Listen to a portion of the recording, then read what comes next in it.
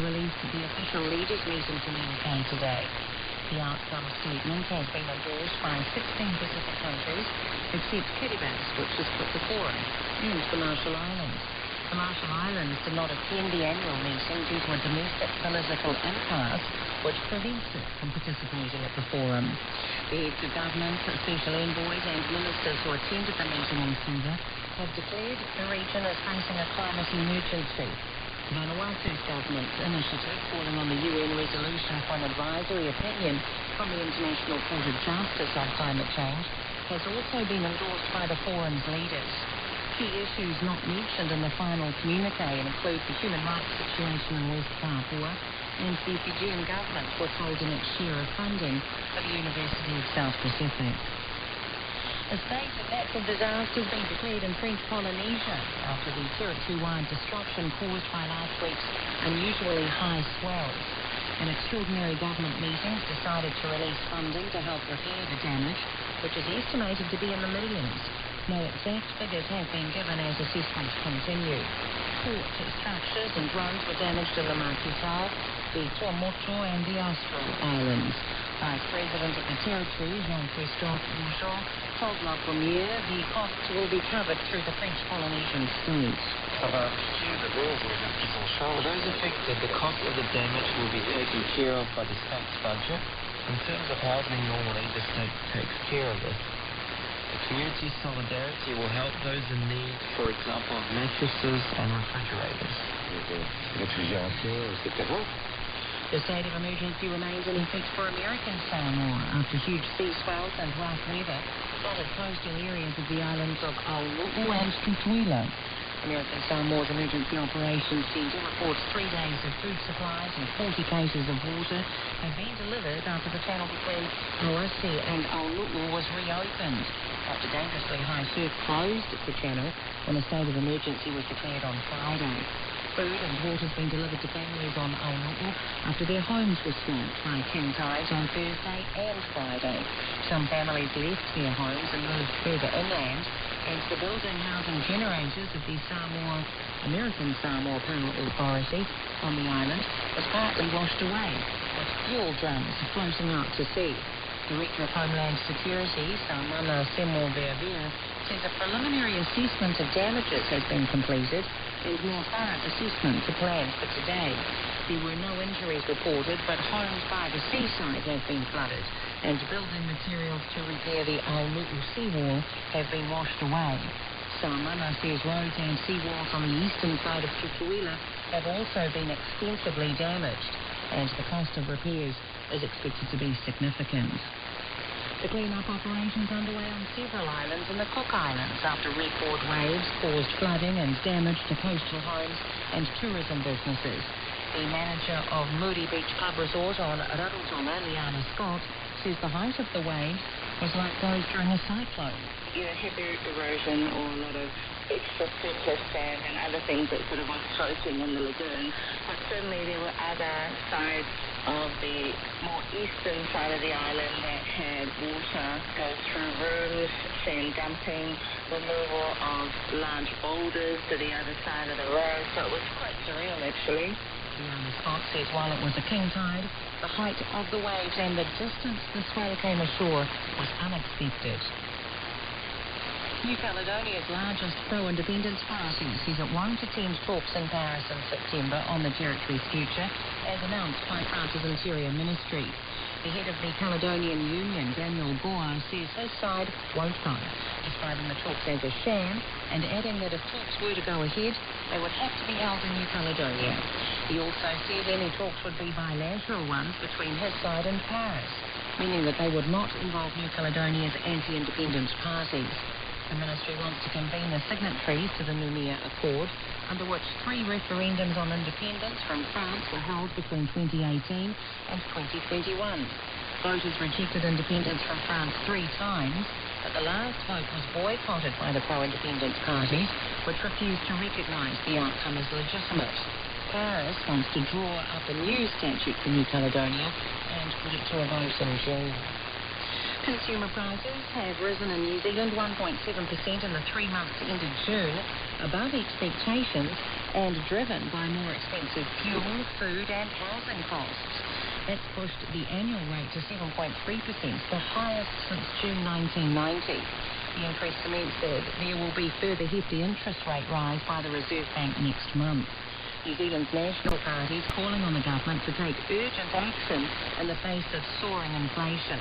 National's finance spokesperson Nicola Willis says the government's knee-jerk responses and band-aid payments are not good enough.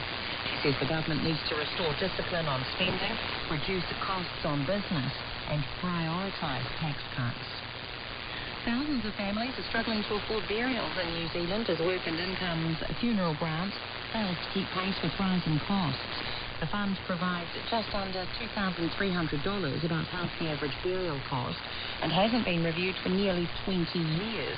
Funeral Directors Association President Rachel Benz says some recipients can get a false sense of security from the grant.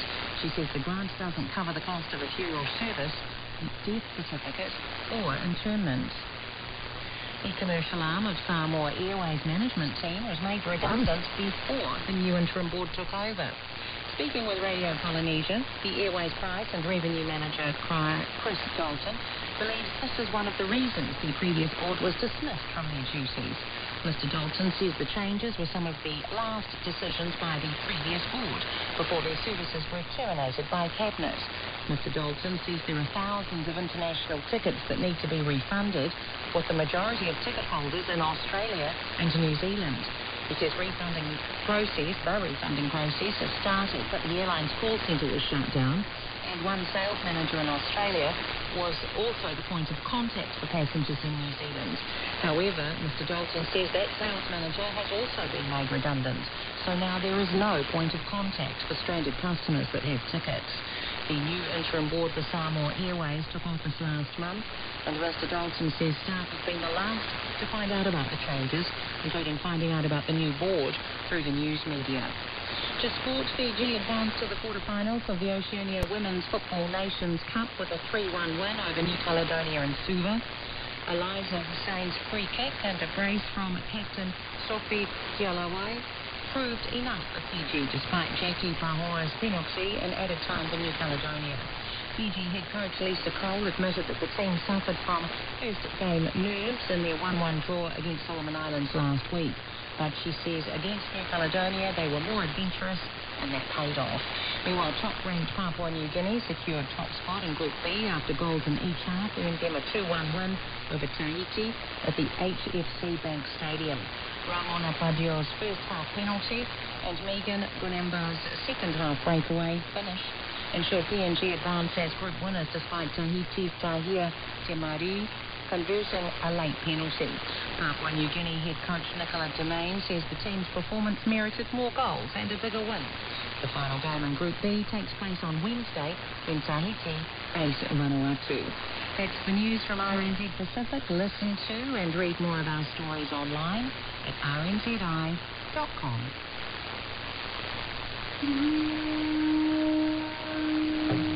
Kamnamari, you're listening to Tangata o Te Moana from RNZ Pacific, Arau Koroi Hawkins. Coming up first, the 2050 strategy is about what we share in common, our challenges, our opportunities, and what we need to do. Long-term strategy to address specific challenges is launched in Suva. There is no military base, no any other medicine in this. The Solomon Islands Prime Minister reiterates his stance on having a Chinese military base in his country.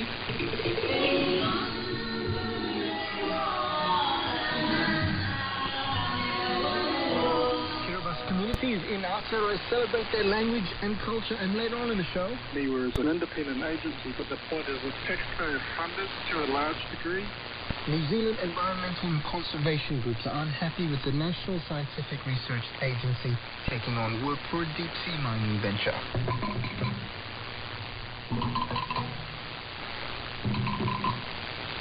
The leaders of the Pacific Islands Forum have launched a new long-term strategy to address present and future challenges faced by Pacific peoples.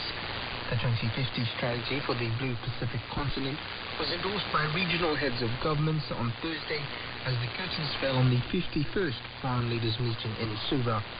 This report was compiled by the R.New Pacific team that spent the past week or so covering the forum in Suva. It's being read by Don Wiseman.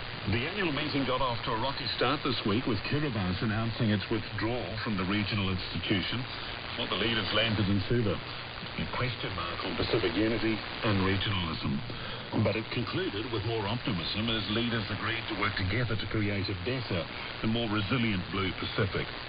The forum chairman and Fiji Prime Minister Frank Bainimarama said the new regional blueprint is about who we are.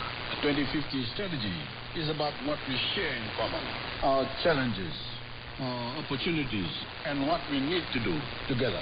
This is why the 2050 strategy focuses on our people.